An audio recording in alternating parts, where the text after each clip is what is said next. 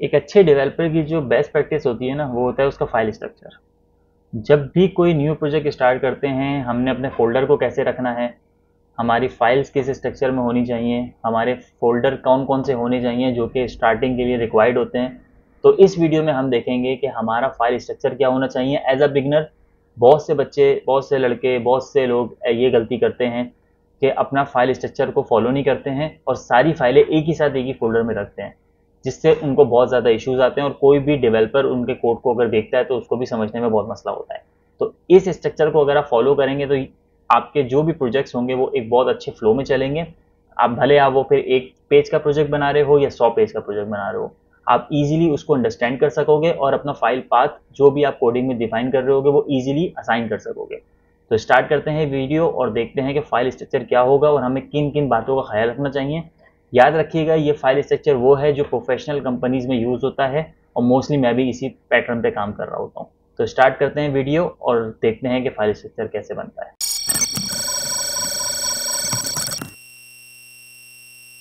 तो स्क्रीन पर आ गए हैं हम और सबसे पहला काम है, जब भी आप कोई वेबसाइट स्टार्ट कर रहे हो तो एक फ़ोल्डर क्रिएट करना है सबसे पहले मेन प्रोजेक्ट का। ठीक है, आप उसका कोई भी नाम रख सकते हैं, जैसे मैं नाम रख रहा हूँ यहाँ पे क्लास 1। आपने सबसे पहले एक फ़ोल्डर क्रिएट कर लेना है। ठीक है, उसके बाद हम उस फोल्डर में जाएंगे। यहाँ ये वो मेन फोल्डर होगा जिसमें हमारी सारी फाइल्स रखी हुई होंगी उस पर्टिकुलर प्रोजेक्ट के हवाले से। ठीक हो गया। अच्छा, सबसे पहला फोल्डर कौन सा होगा? यहाँ पे सबसे पहला फोल्डर होगा एसेट्स का। ठीक है। अच्छा, इस एसेट्स के अंदर हमारे पास जितना हमारी वेबसाइट का डेटा होगा वो सब यहाँ स्टोर हुआ होगा, जिसमें हमारे पास CSS आ रही होगी, जावास्क्रिप्ट आ रही होगी, इमेजेस आ रही होंगी और लास्ट फोल्डर होगा फॉन्ट्स का। अच्छा, फॉन्ट का फोल्डर जो होगा वो डिपेंड करता है आपके डिज़ाइन की रिक्वायरमेंट पे। ठीक है, अगर आप थर्ड पार्टी फॉन्ट यूज़ कर रहे हैं तो आपने फॉन्ट को एम्बेड कराना है। पहले जनरेट होगा देन एम्बेड होगा, वो मैं आपको नेक्स्ट वीडियो में बताऊंगा किस तरीके से होगा। बट अगर आप गूगल फॉन्ट्स यूज़ कर रहे हैं तो फिर हमें फॉन्ट के फोल्डर की नीड नहीं होगी, हम डायरेक्टली गूगल फॉन्ट्स को अपनी HTML में लिंक कर सकते हैं। ठीक है, वो भी मैं आपको आगे वीडियो में बताऊंगा। तो एसेट्स के अंदर जो सबसे पहला फोल्डर हमारा होगा वो होगा CSS का। ठीक है, CSS के फोल्डर के बाद सेकंड फोल्डर होगा हमारा इमेजेस का, थर्ड फोल्डर होगा हमारा फॉन्ट्स का। वो डिपेंड करता है आपके डिज़ाइन पे, अगर आपके डिज़ाइन में थर्ड पार्टी फॉन्ट है तो आपने यूज़ करना है जैसे मैंने आपको बताया। और लास्ट फोल्डर होगा हमारा जावास्क्रिप्ट का। ठीक है, ये है वो मेन स्ट्रक्चर जिसमें आपका सारा डेटा स्टोर होगा, भले वो आपकी वेबसाइट सिंगल पेज हो, लैंडिंग पेज हो, या फिर आपकी वेबसाइट एक 5 to 10 पेज और 20 पेज की हो। सेम स्ट्रक्चर आपने फॉलो करना है हमेशा। ठीक है, अब इसका बेस्ट प्रैक्टिस क्या है आपके लिए? आपने एक दफ़ा स्ट्रक्चर बना लिया, अब इसके अंदर क्या आएगा? सबसे मेन सवाल ये बनता है कि इसके अंदर क्या आएगा। ठीक है, इसके अंदर हमारी वो फाइल्स होंगी जो हमने लिंक करानी है अपनी वेबसाइट में अपने प्रोजेक्ट को स्टार्ट करने से पहले। ठीक है, जिसमें हमारे पास CSS की फाइल होगी, जावास्क्रिप्ट की फाइल होगी और हमारे पास इमेजेस होंगी जो कि आपको डिज़ाइन में से एक्सपोर्ट होकर मिलेंगी। ठीक है, इसमें जो जो फाइल ऐड होंगी वो हम अभी आगे देखेंगे, हमने कौन कौन सी फाइल इसके अंदर क्रिएट करनी है। इस फोल्डर को क्रिएट करने के बाद सबसे मेन स्टेप जो है वो आपका है मेन रूट की फाइल। किसी भी प्रोजेक्ट को चलाने के लिए सबसे पहले मेन रूट पे इंडेक्स की फाइल होती है। ठीक है, अगर आप HTML का प्रोजेक्ट बना रहे हैं तो उसमें आपको index.html की फाइल रखनी है। अगर आप PHP बेस अपना स्ट्रक्चर रख रहे हैं तो आपने index.php रखनी है। नॉर्मली रिपीटिंग जब कंटेंट हम यूज़ कर रहे होते हैं लाइक इंक्लूड करके, तो हम फिर PHP बेस अपना प्रोजेक्ट सेटअप करते हैं ताकि हम एक ही फाइल को मल्टीपल फाइल्स के अंदर रीयूज़ कर सकें। तो अभी स्टार्ट में हम खाली HTML पे फोकस करेंगे, तो हम रीयूजेबल कंपोनेंट्स वगैरह नहीं बनाएंगे, हम अभी HTML बेस ही सारे पेजेस बनाएंगे ताकि हम उसको रिपीटेड यूज़ कर सकें। ठीक है, हमारी यहाँ पे मेन फाइल बनेगी जो होगी index.html। ठीक हो गया, इसको यस कर देंगे, ये हो गया माइनस। ठीक है, अगर अभी मैं इसको ओपन करता हूँ तो अभी मुझे इसमें कुछ भी नहीं मिलेगा क्योंकि अभी मैंने इसके अंदर कोई HTML टाइप नहीं करी है। ठीक है, अभी जस्ट आपको एक फाइल क्रिएट करना बताया किस तरीके से आपने फाइल क्रिएट करना है अपने स्ट्रक्चर के अंदर और उसको किस तरीके से हम रीयूज़ कर सकते हैं। तो अब हम देखते हैं, ये हमारा स्ट्रक्चर एक रेडी हो गया। ठीक है, जिसके अंदर हमने अपनी फोल्डर्स क्रिएट कर दिए हैं, अपनी फाइल्स क्रिएट कर दी हैं। ठीक है, ये हमारा मेन फोल्डर है एसेट्स का, इसके अंदर हमारे ये सब फोल्डर क्रिएट होंगे। उसके बाद ये हमारी मेन फाइल होगी index.html जो कि हमारी मेन होम पेज को शो करेगी हमारे ब्राउज़र पे। ठीक है, अब फर्दर हमने कौन कौन सी फाइल्स को क्रिएट करना है? हमने CSS के अंदर जो फाइल क्रिएट करनी है वो हमने क्रिएट करनी है। एक न्यू फाइल ले लेंगे यहाँ पे, उसका नाम हम रख देंगे style.css। ठीक है, ये हो जाएगी हमारी मेन स्टाइल की फाइल जो कि हमारे प्रोजेक्ट के अंदर रीयूज होगी हर फाइल के अंदर जो जो हमारे पेज बनेंगे, ठीक है। सारी जितनी भी स्टाइलिंग होगी वो सब हम इस फाइल के अंदर रखें। सेकंड काम हमारा होगा जावास्क्रिप्ट का। यहाँ पे हम एक और फाइल क्रिएट करेंगे, ठीक है, जिसका नाम होगा custom.js,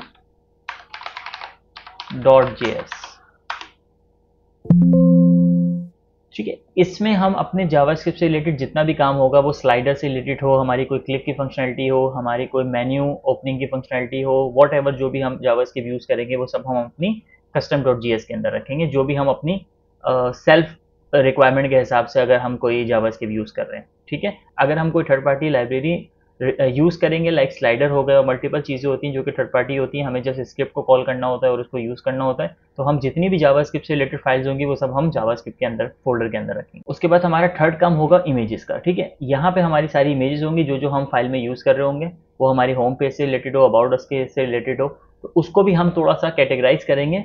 अब फर्ज करें आपके पास है 3 page website, like home page, about us and contact us, तो हम क्या फ्लो रखेंगे, ये जो फ्लो होगा ये आप हर प्रोजेक्ट को अपने हिसाब से मैनेज करेंगे।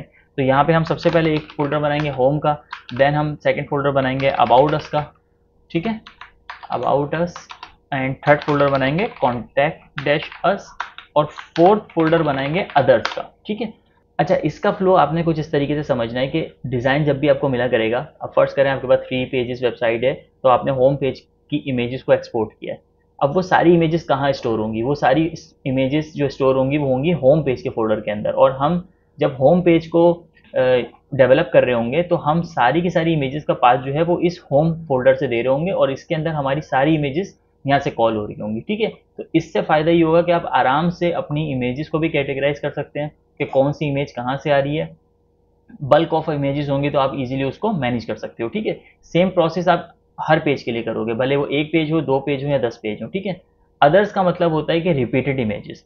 अब फॉर एग्जांपल आपने हेडर बनाया, ठीक है, हेडर के अंदर अगर आपने एक ऐसी इमेज यूज़ करी है जो कि हर पेज पे यूज़ हो रही है, तो आप उसको अदर में रख सकते हैं। इस तरीके से आप अपने फाइल स्ट्रक्चर को नीट एंड क्लीन रख सकते हैं, ताकि कोई और डेवलपर जब आपके साथ काम करे तो उसको ईजी रहे आपके कोड को समझना और उस पर काम करना, ठीक है। इसके अलावा हमारा लास्ट फोल्डर है फॉन्ट्स का। फॉन्ट्स का मैं एक प्रॉपर अलग से वीडियो आपको कंप्लीट बना के बताऊंगा कि किस तरीके से आपने फॉन्ट को डाउनलोड करना है और उसको अपने वेबसाइट के लिए जनरेट करना है, ठीक है, और हम उसको किस तरीके से अपनी फाइल में यूज़ कर सकेंगे।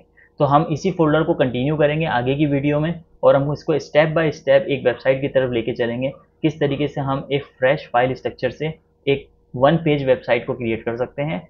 फिर हम उसको 1 से 2, 2 से 3 और जितने भी हमारी रिक्वायरमेंट होगी हम उस हिसाब से उसको रीयूज़ करते हुए पेजेस को क्रिएट करेंगे। तो स्टार्ट में मैंने आपको कहा था कि हम इस प्रोजेक्ट को किस तरीके से रीयूज़ कर सकते हैं। तो उसका तरीका ये है कि जब आप एक अपना सेटअप पूरा रेडी कर लें, ठीक है, एक फ्रेश HTML का सेटअप रेडी कर लें अपने पास, और उसके बाद जब आपके पास कोई प्रोजेक्ट असाइन हो तो आपने क्या करना है, आपने सबसे पहले अपने रोट फोल्डर पे जाना है, ठीक है।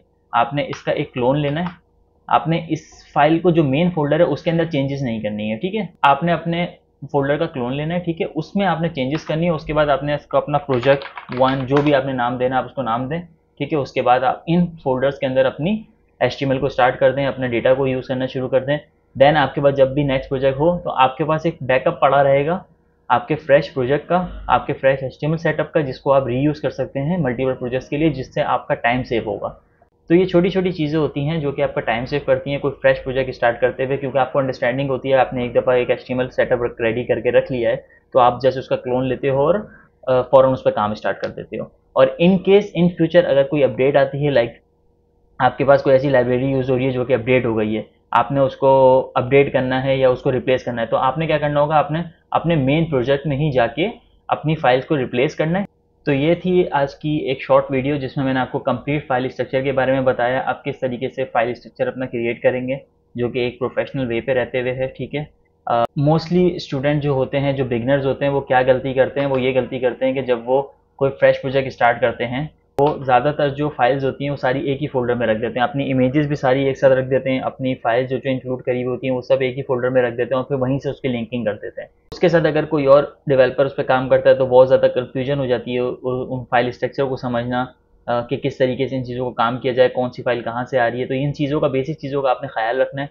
इसका फ़ायदा ये है कि अगर ये बेसिक चीज़ें आप अपनी स्ट्रॉन्ग करेंगे स्टार्ट से ही, और कल को आप किसी फर्म में टेस्ट देने जाते हैं या इंटरव्यू के लिए कॉल होती है आपको, और आप वहाँ पे कोई ऐसा टेस्ट देते हैं जहाँ पे आप फ्रेश से एक प्रोजेक्ट बना के देते हैं, तो एटलीस्ट उनको ये चीज़ शो कराएगा कि आपकी बेसिक स्ट्रॉन्ग है, उससे आपके चांसेस जो हैं वो हाई हो जाते हैं जॉब अपॉर्चुनिटीज़ के और अदर चीज़ों के। आई होप इस वीडियो से आपका कॉन्सेप्ट क्लियर हुआ होगा फाइल स्ट्रक्चर के हवाले से। एज अ बिगिनर आपको आइडिया होगा कि किस तरीके से हम फाइल्स को क्रिएट कर सकते हैं, ठीक है, और हम उसको किस तरीके से रीयूज़ कर सकते हैं। नेक्स्ट वीडियो में हम इन चीज़ों को और डिटेल में समझेंगे, ठीक है। हम किस तरीके से और चीज़ें ऐड करेंगे इन फोल्डर के अंदर स्टेप बाय स्टेप। ये सारे स्टेप्स वो हैं जो कि आपको एक फ्रेश प्रोजेक्ट स्टार्ट करने के हवाले से हैं। हम ज़्यादा थ्योरी पे डिपेंड नहीं करेंगे, हम ज़्यादा प्रैक्टिकल पे फोकस करेंगे, उस प्रैक्टिकल पे जो कि प्रोफेशनल लाइफ में यूज़ हो रहा होता है और आपको एक प्रोफेशनल डेवलपर बनने में हेल्प करेगा। आई होप इस वीडियो से आपके बहुत से कॉन्सेप्ट क्लियर होंगे। मिलते हैं नेक्स्ट वीडियो में। Thank you so much.